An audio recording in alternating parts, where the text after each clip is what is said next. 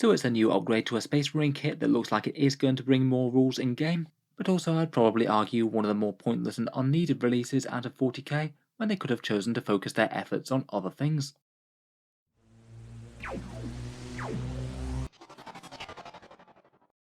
Hello and welcome back to Warspets Tactics, where today we're talking about the brand new sprue for Space Marine Primaris, Infiltrators and Incursors that's apparently going to be coming from one of these new Kill Team boxes. I think we basically know the drill by now for the Kill Team releases.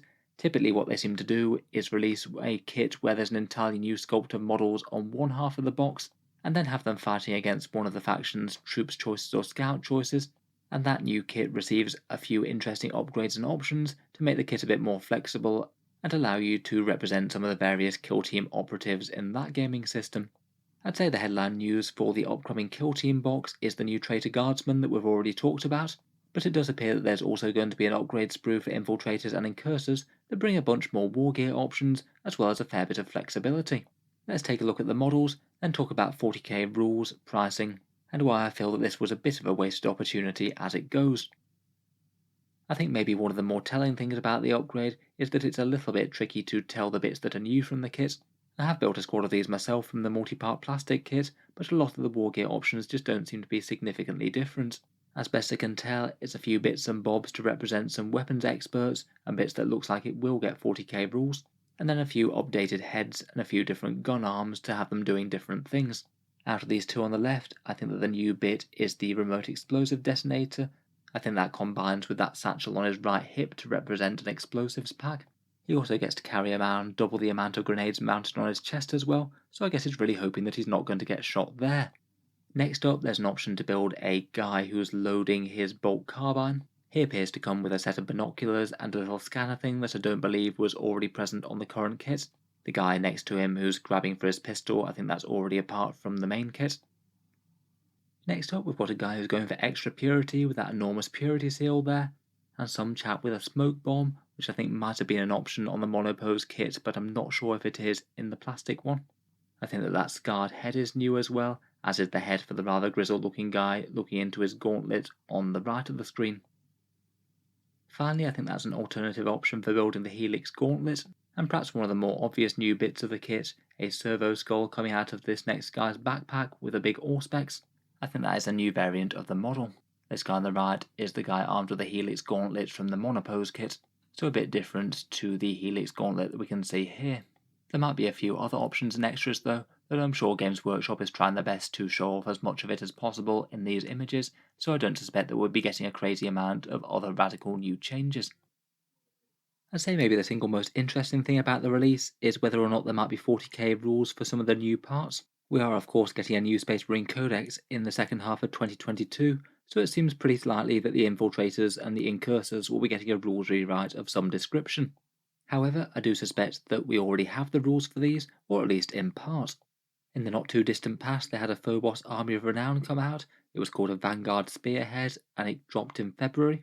Overall, the formation I don't think was generally going to be worth using for Space Marines. It was quite fun to try and theme up an entire Phobos army if you happen to have one, but to be honest, the benefits and the stratagems that it gave just really weren't quite enough to justify it, not compared with basically having to leave just about any decent damage dealers on the shelf. The interesting things that it gave you though was that it gave you the option to equip a model with a box breaker auspex, and then you could pay a command point to use its ability in game, and the same with a saboteur explosive pack. I have a feeling that these two models on the top right are actually the in-game incarnations of a Voxbreaker Auspex and a Saboteur Explosives pack, so seem likely to me to be a couple of little extra upgrades that you could have on top of the regular Infiltrator squad.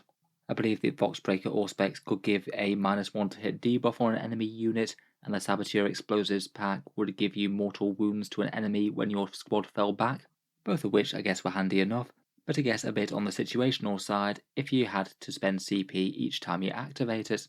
My guess is that both of these bits of kit will turn out to be new options on the Infiltrator datasheet in the new codex, so I guess in theory you'd have at least 4 different options that you could upgrade the Infiltrator squad with: the Comms Array, the Helix Gauntlet, the Voxbreaker, and the Saboteur pack.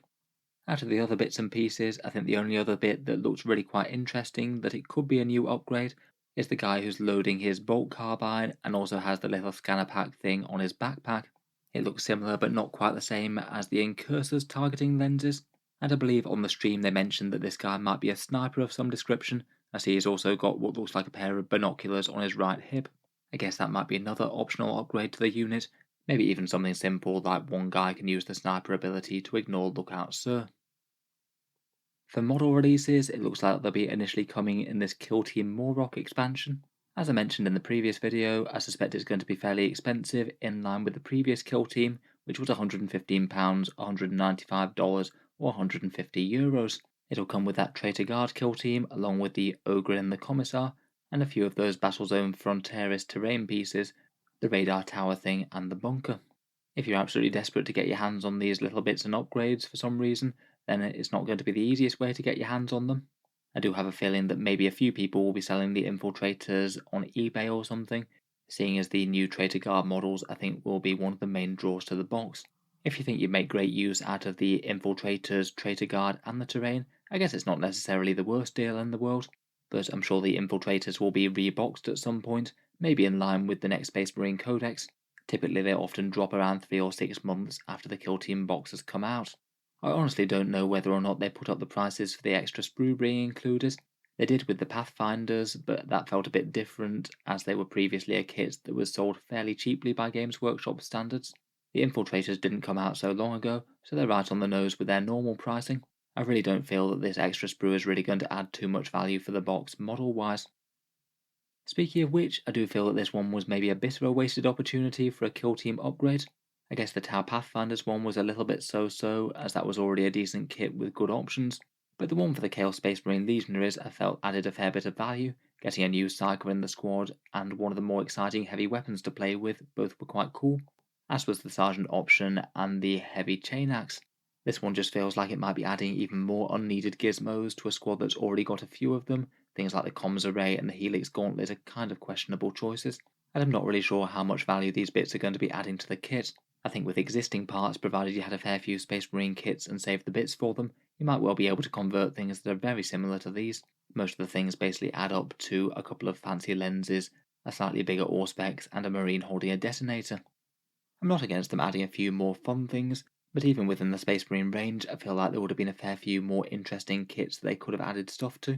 Even just standard intercessors might have been nice to add a few different varieties in squad assembly, as well as maybe taking the chance to give the sergeant a choice of different power weapon options which don't come in the box. And maybe the Reavers could have been another interesting option. They do feel quite Phobos and Kill Team just like these guys, and adding something new to actually make the squad a bit more exciting and tempting to take might not have been the worst idea. When you're adding an entire extra sprue as well as just flavour, you could have even added entire new weapon options to the kit if they really wanted to. There's plenty of room for that, as well as all the Kill Team specialist stuff. Otherwise, there's just all sorts of other Kill Team choices they could have expanded on. Something like Primaris Deathwatch with a frame for some special Wargear like frag cannons or shotguns could have been cool. Maybe a Death Company upgrade to allow some Primaris Death Company for Blood Angels that don't feel quite as lackluster as the current options. Though I guess maybe they're waiting until they actually release full-blown Primaris Death Company, similar to the Black Templars release. Certainly plenty of other Kill Team fun stuff they could have gone for. Fallen Dark Angels, Legion of the Damned, Eldar Exodites. There's all sorts of ideas that people might have, and just giving a few more random gizmos to an Infiltrator squad just seems a little bit less good. Let me know what you think though. It's certainly not a release that exactly does much harm, but also about as unexciting as a new Space Marine model sprue can get in my opinion. If you've enjoyed the video, feel free to subscribe to Auspex Tactics, or I'll certainly keep the regular 40k videos coming. I do tend to post new ones just about every day. Finally, if you have been enjoying all the stuff on the channel, I would just like to mention that Auspex Tactics does have a Patreon page which is down in the video description. If you have been enjoying all the videos quite so much, the Patreon page is the main reason I can keep them coming quite so regularly and do this channel as my main thing. I do try and give a few decent rewards for channel patrons, including seeing certain videos early, regular votes to see what sort of things come next on the channel, and automatic entry into the regular prize giveaways with the chance to win some really big model kits each month. If any of that sounds good to you, or you'd just like to help support, the link is down in the video description. In any case, a massive thank you for listening, and I'll hope to see you guys next time.